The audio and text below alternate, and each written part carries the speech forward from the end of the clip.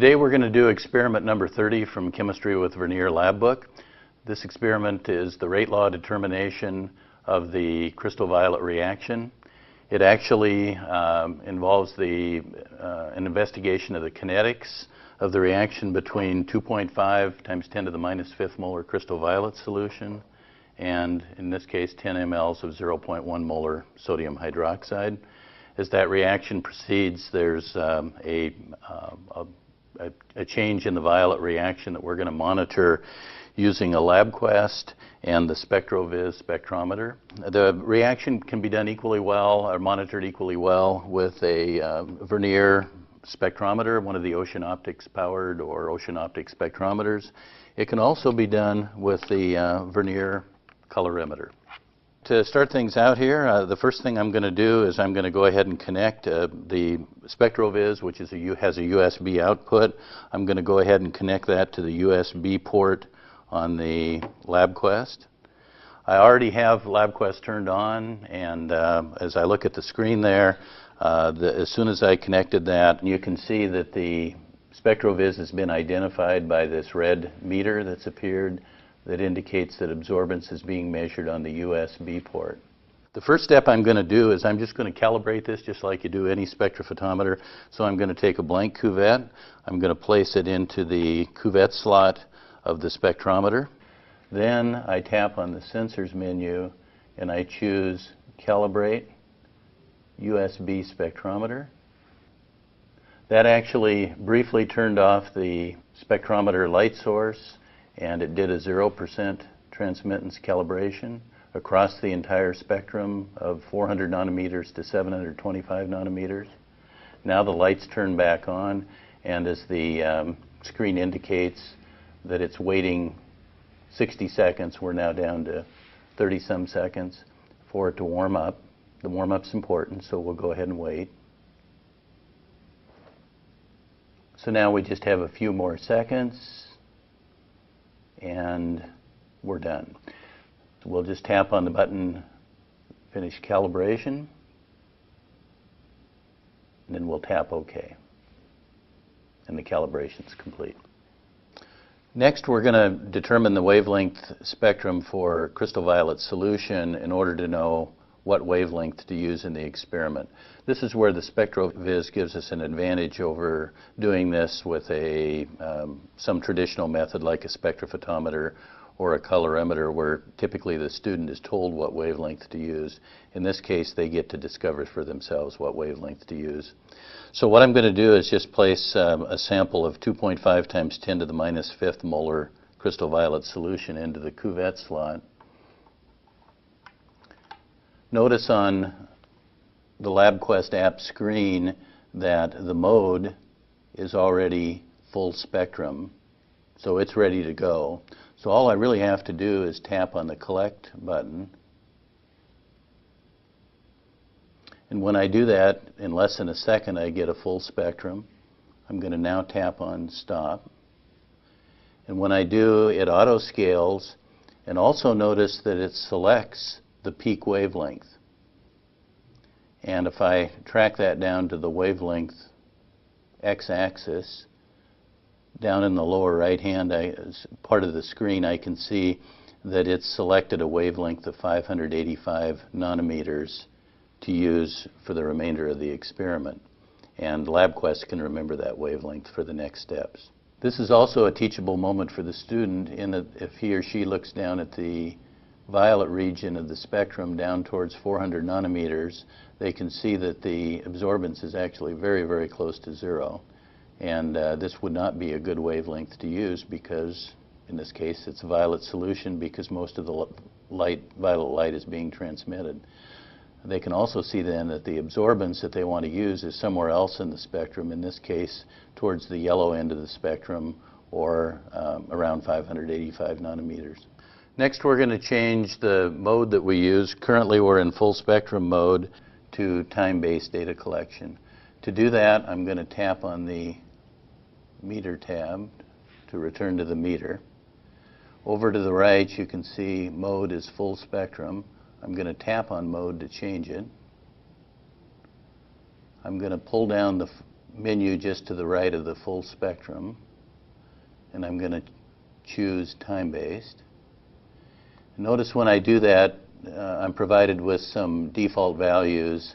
The rate is 1 sample per second, the length is 200 seconds, and those values are just fine. So now I'm going to accept those by tapping on OK.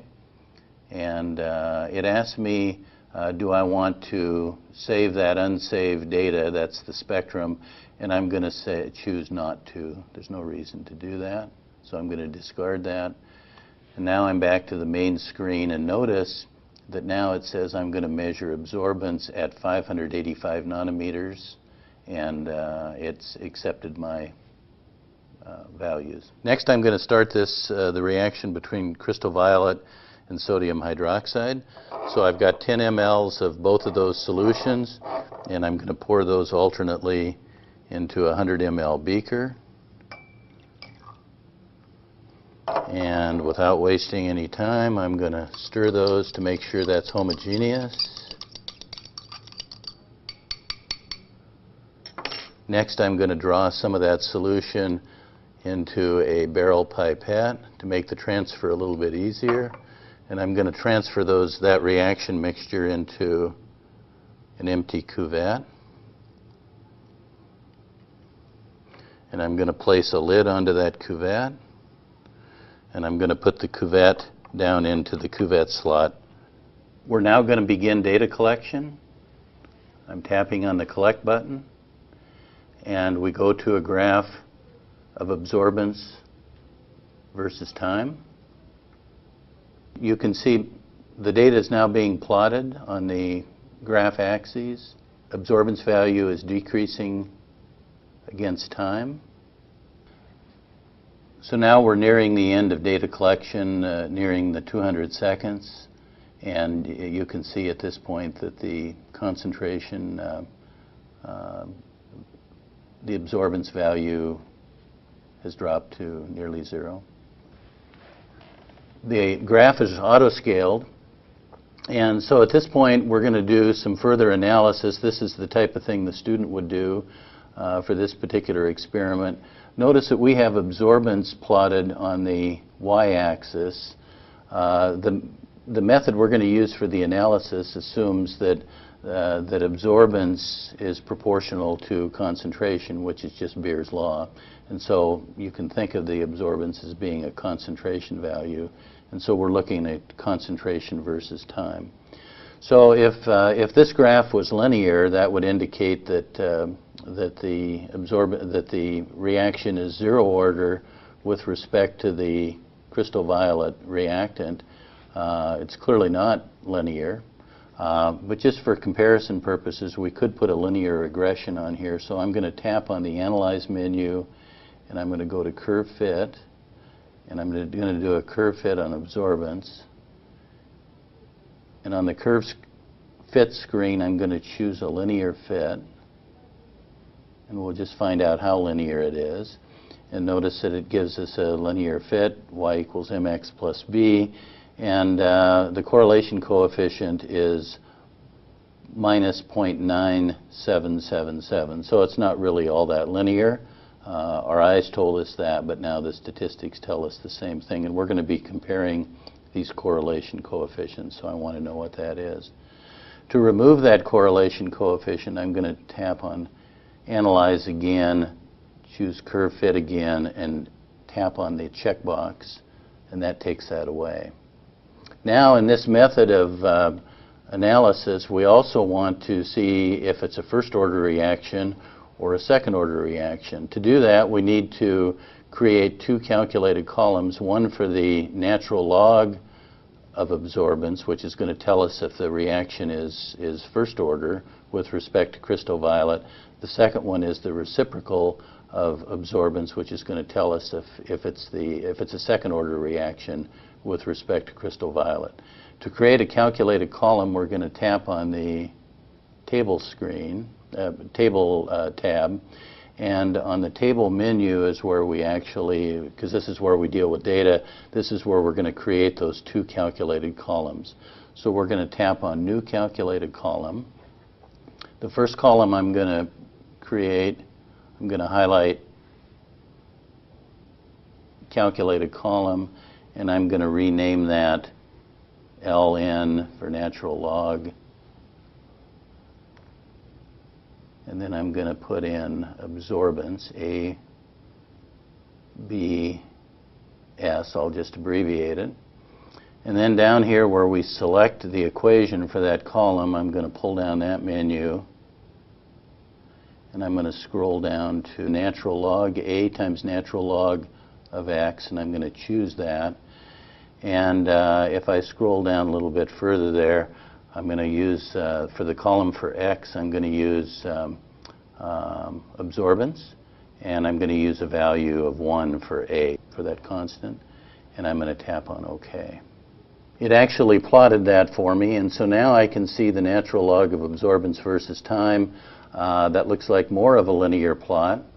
If that's the case, then that means that this would be my first order reaction. But let's find out what it is and not jump to conclusions. So we're going to go curve fit again, natural log of absorbance. And I'm going to choose the fit. I'm going to choose linear. Again, I get the statistics here. And the most important one is the correlation coefficient, which this time is 0.99985 or 0.999. So that's a nice correlation for a linear fit. We have a few points off there, but not far off. And that would suggest to us that this reaction is first order with respect to crystal violet solution. Finally, the third graph that we look at in this process is going to be the reciprocal to see if it's second order. So let's choose Analyze, and let's get rid of that curve fit.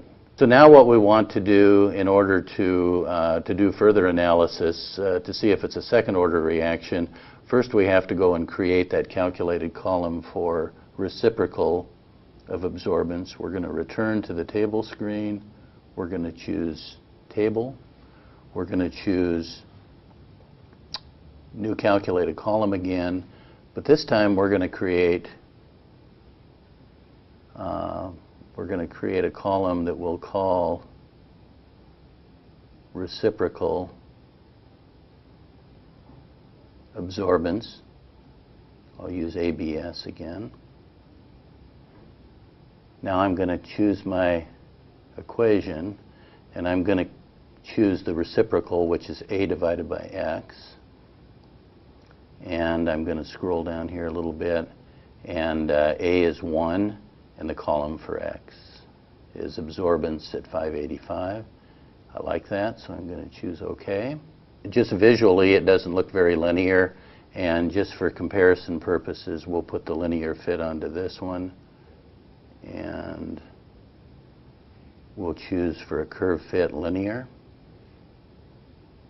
And the correlation coefficient comes out to be a much weaker 0.987, and so we can, by comparing those three correlation coefficients, the 0.987 and the 0.977 we'd reject, and the 0.999 value for the natural log of absorbance we like very well. So it looks like it's clearly a first order reaction with respect to crystal violet.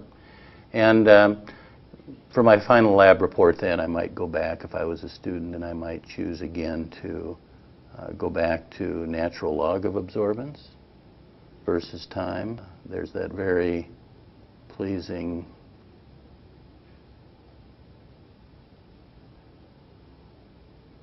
linear fit.